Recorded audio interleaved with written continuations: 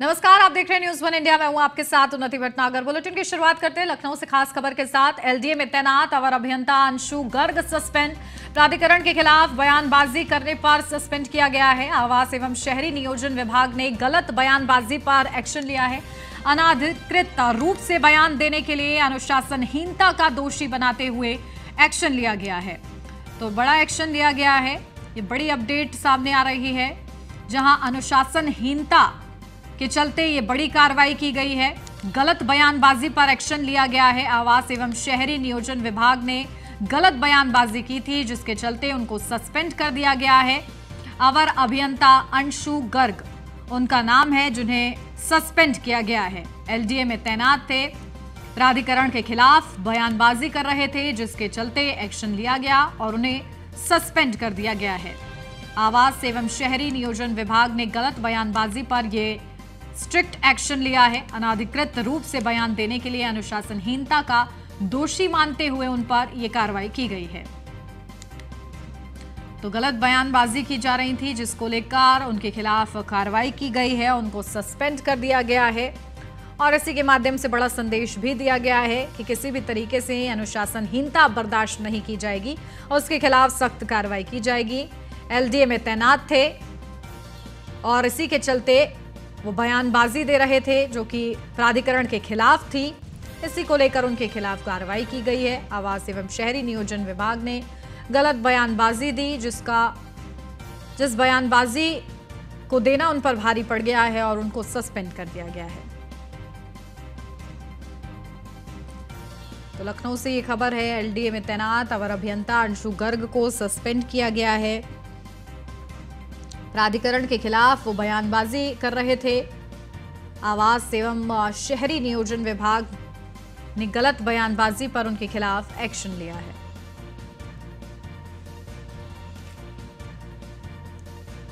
तो एलडीए ने यह साफ संदेश दे दिया है कि कोई भी अगर अनुशासनहीनता दिखाता है तो उसके खिलाफ कार्रवाई की जाएगी। गलत बयानबाजी वो करता है तो उस पर भी कार्रवाई की जाएगी।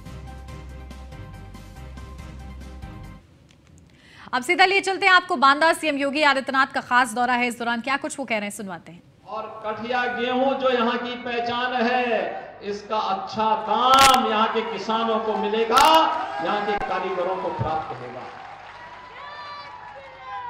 और भाइयों बहनों, इसीलिए आज मैं आपके इस कालिंजर महोत्सव को, जब यहाँ की माननीय विधायक श्रीमती ओममणि वर्मा जी ने मुझे कहा कि हमारे यहाँ इस महोत्सव के कार्यक्रम में आपको आना है, माननीय सांसद जी मिले, बांदा के हमारे विधायक जी मिले, श्री रामकेश निषाद जी ने भी कहा, तो मैं अपने आप को रोक नहीं पाया। मैंने कहा जाऊंगा जरूर। और भाइयों बहनों, आज मैं आपके बीच आया हूं। हम लोगों ने एक प्रयास प्रारंभ किया है आदरणीय प्रधानमंत्री जी की प्रेरणा से, बुंदेलखंड के सभी जिलों को जोड़ने के लिए। और मैं तो यहाँ के प्रशासन से भी कहूंगा, पर्यटन विभाग के साथ बैठ करके आर्कियोलॉजिकल सर्वे ऑफ इंडिया से, एएसआई से, यहां इस पूरे किले को पर्यटन विभाग ले और यहां पर होटल का संचालन करने की तैयारी करें। सभी किलों को जोड़ें, पर्यटन विकास की संभावनाओं को आगे बढ़ाएं। आज विकास के लिए पैसे की कमी नहीं है, लेकिन हमारी इच्छा है कि जो किले जर्जर अवस्था की ओर जा रहे हैं, इनके पुनरुद्धार की आवश्यकता है। चंदेल राजाओं ने कभी इन किलों को बना करके अजेय बनाया था। यहाँ के योद्धाओं ने मिलकर के इस अपने पौरुष और पराक्रम का परिचय दिया था। शेरशाह सूरी, जिसने हुमायूं को भागने के लिए मजबूर किया था, इस किले में आकर के पराजित हो गया। अंत में घायल होकर के, उनको घायल अवस्था ही उनकी मौत का कारण भी बना। इस प्रकार के ऐतिहासिक पृष्ठभूमि से जुड़े हुए किलों को फिर से पुनर्जीवित करना, पर्यटन के बेहतर केंद्र के रूप में विकसित करना, यहां के युवाओं को गाइड के रूप में प्रशिक्षित करना, होटल उद्योग बना करके, रेस्टोरेंट के माध्यम से, होटल के माध्यम से यहां पर व्यापक रोजगार की संभावनाओं को आगे बढ़ाना, यह आज की आवश्यकता है। और इसीलिए सरकार ने तय किया है कि हम सब यहां के बुंदेलखंड के जितने भी किले हैं, इन किलों को आपस में जोड़ करके बेहतर कनेक्टिविटी के माध्यम से पर्यटन की ढेर सारी संभावनाओं को हम बुंदेलखंड के अंदर बनाने का कार्य करेंगे। भाइयों बहनों, विकास का कोई विकल्प नहीं हो सकता। जिन लोगों ने जातिवाद की राजनीति के माध्यम से परिवारवाद को बढ़ावा दिया, बुंदेलखंड के लोगों को भय और दहशत में जीने के लिए मजबूर किया, बुंदेलखंड को बदहाल स्थिति में पहुंचाने का काम किया, यहां के संसाधनों को लूटने का काम किया। भाइयों बहनों, फिर से कभी भी ये परिवारवादी लोग, जातिवादी सोच के लोग, इनकी काली साया भी बुंदेलखंड की ओर न देखने पाए, इसके लिए आपको सतर्क रहना होगा, क्योंकि इनकी काली साया ने बुंदेलखंड के संसाधनों में लूट मचाई, बुंदेलखंड को विकास से वंचित किया। क्या ये बुंदेलखंड एक्सप्रेसवे पहले नहीं बन जाना चाहिए था? क्या यहां डकैतों का सफाया पहले नहीं हो जाना चाहिए था? क्या यहां पर इन किलों को आपस में जोड़ने का कार्य पहले नहीं हो जाना चाहिए था? और क्या आपस में यहां पर जल जीवन मिशन के अंतर्गत हमारी माताओं बहनों की जो पानी की समस्या थी, जो पानी उनको 2-2, 3-3, 5-5 मील दूर जाकर के पेयजल के लिए अपने सिर में बर्तन रख करके लेके आना पड़ता था? क्या खबरों के सिलसिले में बढ़ते आगे, चीनी उद्योग के 120 साल पूरे होने पर राजधानी लखनऊ के इंदिरा गांधी प्रतिष्ठान में कार्यक्रम का आयोजन किया गया। कार्यक्रम में मुख्यमंत्री योगी आदित्यनाथ ने शिरकत की। इस दौरान सीएम योगी ने कहा कि किसानों की आय बढ़ाने का काम लगातार जारी है। पिछले साल चीनी का निर्यात 111 लाख रहा है। यूपी में 284 कोल्हू लगे हैं। पहले गन्ना किसान पलायन कर रहे थे, हमने गन्ना किसानों के हित में कई अहम कदम उठाए हैं। आज हम किसानों को पीएम सम्मान निधि दे रहे हैं। तो प्रदेश के चीनी उद्योग के 120 साल पूरे होने पर सीएम योगी आदित्यनाथ ने बधाई दी है। सबसे अधिक चीनी मिलें उत्तर प्रदेश में हैं।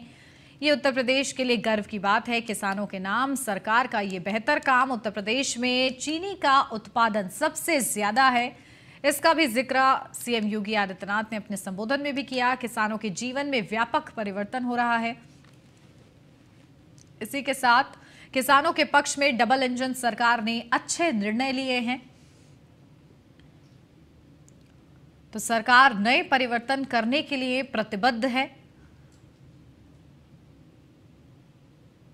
पिछली सरकारों में चीनी मिलें बदहाल थी, इसका भी जिक्र सीएम योगी आदित्यनाथ ने किया। कानपुर देहात से अब खबर, मां बेटी की जलकर दर्दनाक मौत के मामले में पीड़ित परिवार से मिलने कानपुर देहात पहुंचा कांग्रेस प्रतिनिधिमंडल। प्रदेश अध्यक्ष बृजलाल खाबरी के नेतृत्व में प्रतिनिधिमंडल पहुंचा कानपुर देहात। प्रांतीय अध्यक्ष नसीमुद्दीन सिद्दीकी और नकुल दुबे प्रतिनिधिमंडल में शामिल। कांग्रेस प्रदेश अध्यक्ष ने कानपुर देहात प्रशासन की कार्यशैली पर गंभीर सवाल उठाए हैं। बृजलाल खाबरी ने सरकार को आड़े हाथ लिया है। कहा है प्रदेश में नहीं है कोई सरकार, जिसके मन में जो आ रहा है वो कर रहा है। कानपुर देहात की घटना प्रशासनिक कार्यशैली का नतीजा है। जिले की सबसे बड़ी अधिकारी नृत्य में दिख रही थी। उधर मां बेटी जल रही थी। दबंगों को प्रशासन का खुला समर्थन है। दो जान जाने के बाद भी सरकार घटना का संज्ञान नहीं ले रही है। पीड़ित परिवार के लिए कांग्रेस पार्टी हर स्तर पर संघर्ष करेगी। घटना को लेकर कांग्रेस नेता नसीमुद्दीन सिद्दीकी भी हमलावर दिखे। जहां घटनाओं की रोकथाम की जगह विपक्ष को रोकने में लगी सरकार। जिलाधिकारी के पद की गरिमा का रखा जाना चाहिए था ध्यान। परिवार के जो बच्चे से भेंट हुई है, बच्चे से वार्ता के बाद जो चीज़ें निकल के आई हैं वो ये निकल के आई हैं कि गांव के दबंग और प्रशासनिक अमला, इन दोनों की मिलीभगत के बाद इसके ऊपर अत्याचार किया गया है। जो लड़का अपनी आंखों से माँ और बहन को एक साथ जलते देख रहा हो, कुछ नहीं कर पा रहा है। प्रशासन का है, प्रशासन खड़ा है, जैसा बता रहे हैं कि एसडीएम खड़ा, लेखपाल ने आग लगाई, दबंगों का पूरा भरोसा प्रशासन को। इस तरीके का जो नंगा नाच हुआ है ये बहुत शर्मनाक है। 2 जानें गई हैं, फिर भी ये सरकार अभी संज्ञान नहीं ले रही है, ना किसी अधिकारी को, ना किसी अन्याय अत्याचार करने वाले व्यक्ति को जेल भेजा, जबकि ये 4 घंटे का काम था। देखिए, कांग्रेस पार्टी के नेताओं को जैसे ही मालूम हुआ इस घटना के बारे में, उसी समय एक संवेदनशीलता का परिचय देते हुए उसी समय हम लोग लखनऊ से माननीय प्रदेश अध्यक्ष बृजलाल खाबरी जी के नेतृत्व में, माननीय नकुल दुबे जी हमारे प्रांतीय अध्यक्ष, मैं और बहुत सारे लोग यहाँ इस गांव में आने के लिए, पीड़ित परिवार से मिलने के लिए, शोक संवेदना व्यक्त करने के लिए और जो भी हो सकता है उनकी मदद करने के लिए माननीय प्रियंका गांधी वाड्रा जी के निर्देश पर चल दिए। कल पूरे प्रदेश के जिला मुख्यालय पर इस घटना को लेकर के धरना प्रदर्शन किया गया और ज्ञापन दिया गया। कल हम लोग खुद ही, माननीय नकुल जी थे, मैं भी था, माननीय अनिल यादव जी थे हमारे प्रांतीय अध्यक्ष, माननीय प्रदेश अध्यक्ष जी की अगुवाई में, उनके नेतृत्व में हम लोग राज्यपाल जी को ज्ञापन देने जा रहे थे। पुलिस ने हमको बीच में रोक लिया।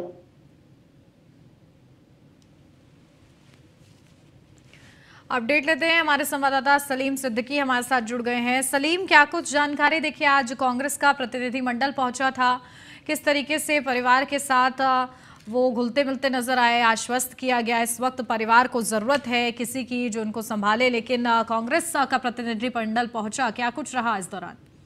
जी देखिए, बिल्कुल ये पूरा मामला पूरी तरह सियासी रंग ले चुका है। आज कांग्रेस के नेता नसीमुद्दीन सिद्दीकी और प्रदेश अध्यक्ष बृजलाल खाबरी पीड़ित परिवार से मिले, उन्हें न्याय दिलाने की आस बताई और सीधे सरकार को घेरने काम किया है। डीएम के उन्होंने जिलाधिकारी कानपुर देहात के बारे में कहा कि जब एक माँ बेटी जल रही थी, सिसक रही थी, चीख रही थी, पुकार रही थी, उस दरमियान जो कानपुर देहात जिले की जिलाधिकारी है नेहा जैन, वो नृत्य कर रही थी मंच पर।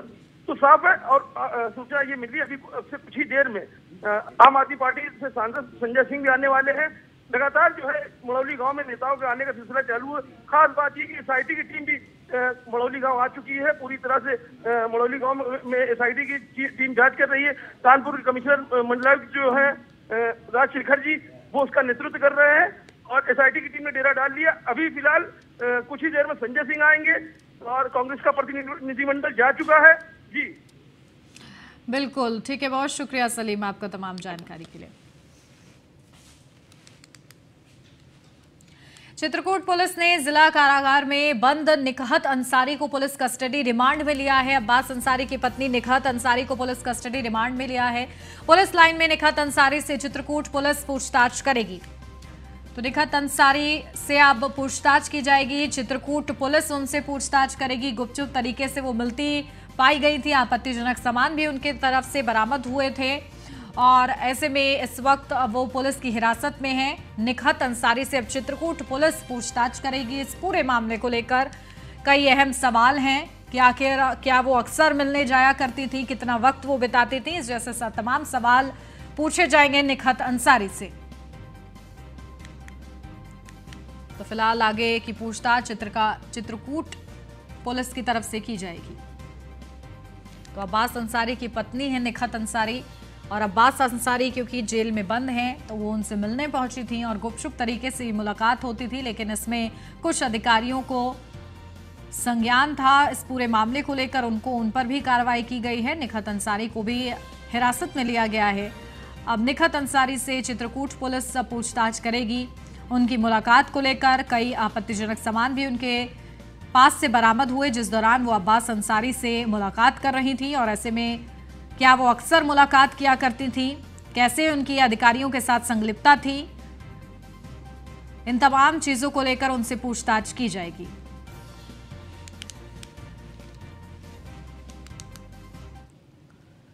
कानपुर देहात के मेंधा तहसील के मड़ौली गांव में हुई मां बेटी की मौत को लेकर यूपी सरकार के राज्य मंत्री प्रतिभा शुक्ला के पति अनिल शुक्ला का अमर्यादित बयान सामने आया है, जहां पूर्व सांसद अनिल शुक्ला ने मड़ौली कांड और महिलाओं को लेकर विवादित बयान दिया है। उन्होंने कहा है कि महिलाओं की मानसिकता आग लगाने की होती है। महिलाओं के जहन में रहता है कि आग लगाकर वो लोगों को डरा लेंगी। महिलाओं के अंदर तो टेंडेंसी होती है आग लगाने की, महिलाओं के अंदर टेंडेंसी होती है। पोस्टमार्टम में विवाद हुआ, क्या विवाद हुआ था आपसे? हाँ, मैं उस पर भी आ रहा हूँ। हमने यही कहा ना, महिलाओं के अंदर एक टेंडेंसी होती है कि वो आग जल्दी लगाने के लिए उत्सुक हो जाती हैं। तो उसका भी कोई मरने का इरादा नहीं था। वो चाहती थी कि ये हम करेंगे तो ये लोग भाग जाएंगे और मुझे बचा लेंगे। महिलाओं के अंदर गाजियाबाद में बिजनेसमैन की संदिग्ध हालत में हत्या की गई कार से शव बरामद हुआ है। मौके पर पहुंची पुलिस जांच कर रही है। इंदिरापुरम थाना के वैशाली सेक्टर 6 आरोग्य हॉस्पिटल के सामने कार के अंदर से डेड बॉडी बरामद की गई है।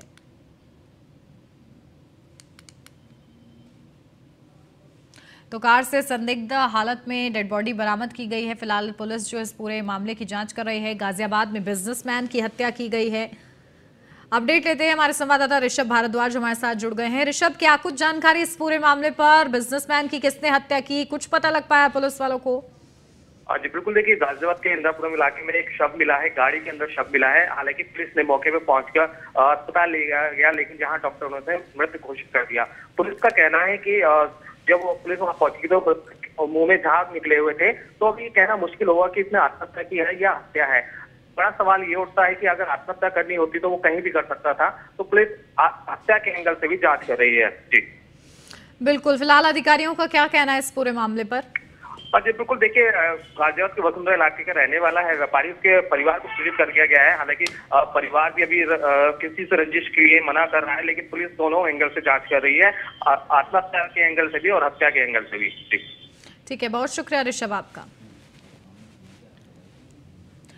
पीलीभीत में बाघ की चहलकदमी देखी गई है, जहां राहगीरों ने बाघ का वीडियो बनाकर सोशल मीडिया पर वायरल किया है। जंगल से बाहर शहर घूम रहे बाघ को देखकर ग्रामीणों में दहशत का माहौल है। शाहगढ़ चौकी क्षेत्र के ग्राम मानपुर में खेत में देखा गया था बाघ। वन विभाग ने अब तक बाघ की सुध नहीं ली है।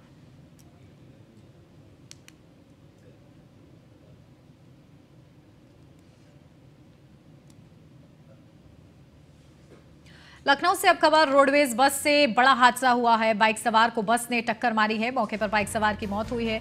सूचना के बाद मौके पर पुलिस पहुंच गई। शव को सिविल अस्पताल ले जाया गया। बदरिया बाग चौराहे का ये पूरा मामला बताया जा रहा है। तो बाइक सवार को बस ने टक्कर मारी, बड़ा ये हादसा हुआ है, जहां मौके पर बाइक सवार की मौत हो गई है, वो इस हादसे का शिकार हो गया है। इस पूरे मामले पर पुलिस को सूचना दी गई। सूचना के बाद मौके पर पुलिस पहुंची। शव को सिविल अस्पताल लाया गया। तो बदरिया बाग चौराहे का ये पूरा मामला बताया जा रहा है।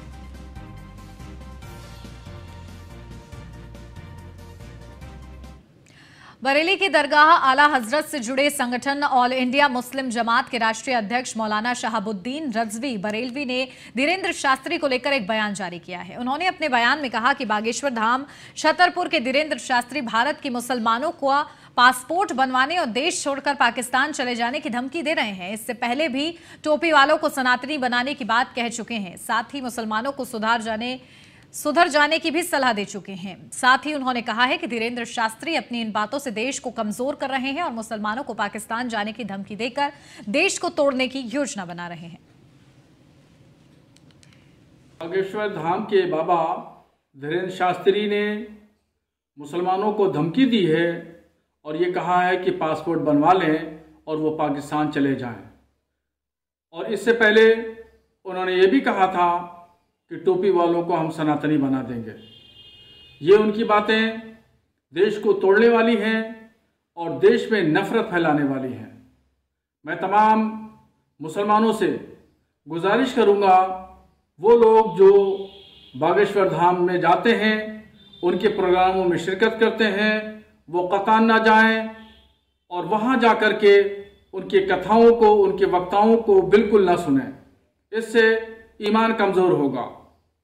तो मैं तमाम मुसलमानों से अपील करता हूं कि मेरी अपील पर वो ध्यान दें और किसी तरीके से बागेश्वर धाम के बाबा से कोई ताल्लुक, कोई संबंध। आगरा में आगामी त्योहार को लेकर उप जिला अधिकारी और एसीपी ने पैदल गश्त किया। पैदल गश्त कर लोगों में सुरक्षा व्यवस्था का एहसास कराया। साथ ही लोगों से अपील की कि शांतिपूर्ण तरीके से त्योहार मनाएं। रोड पर अवैध अतिक्रमण न करने की भी हिदायत दी गई है।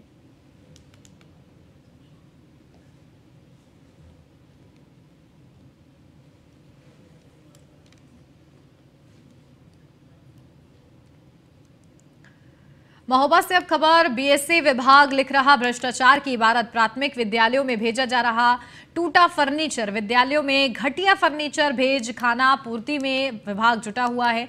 जिले के दर्जनों विद्यालयों में भेजा गया है furniture.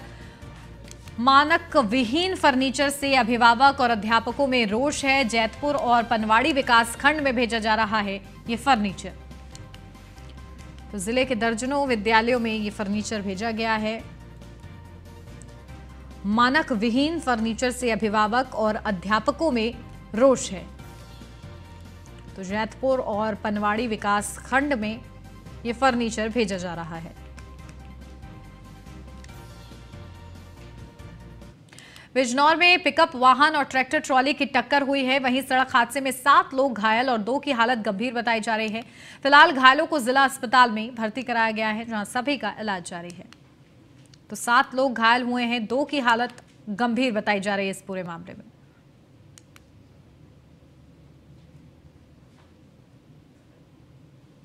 High security number plate को लेकर परिवहन मंत्री के द्वारा आदेश जारी होने के बाद प्रदेश भर में बिना हाई सिक्योरिटी नंबर वाले वाहनों के चालान काटे जा रहे हैं।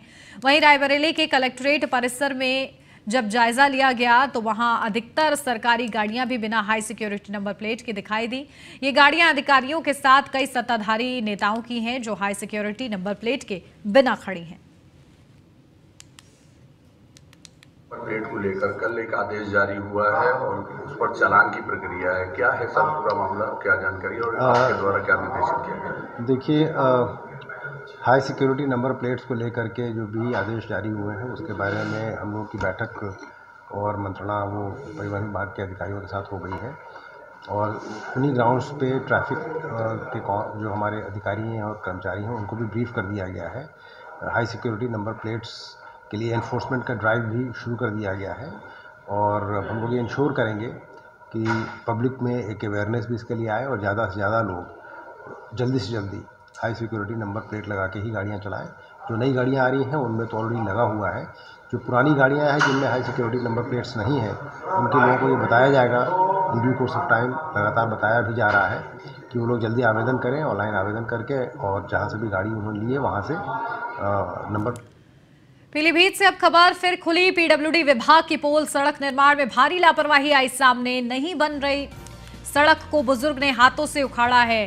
तो सड़क नहीं बनाई जा रही थी और बुजुर्ग ने उसको हाथों से उखाड़ दिया। हाथ से सड़क उखाड़ते हुए वीडियो वायरल हो रहा है। पीडब्ल्यूडी विभाग द्वारा बनाई जा रही सड़क की पोल खुली है। बीते 4 महीने में जिले में सड़क उखाड़ने का तीसरा वीडियो ये वायरल हो रहा है। वायरल वीडियो में सड़क की गुणवत्ता पर सवाल उठ रहे हैं। अमरिया क्षेत्र के जिठनिया मार्ग का ये पूरा वीडियो बताया जा रहा है। तो क्या गुणवत्ता है सड़क की, इसी से अंदाजा लगाया जा सकता है कि एक बुजुर्ग इसको हाथ से उखाड़ रहे हैं। और इसी के साथ इस बुलेटिन में बस इतना ही। खबरों का सिलसिला आगे भी जारी है। आप बने रहिए न्यूज़ 1 इंडिया।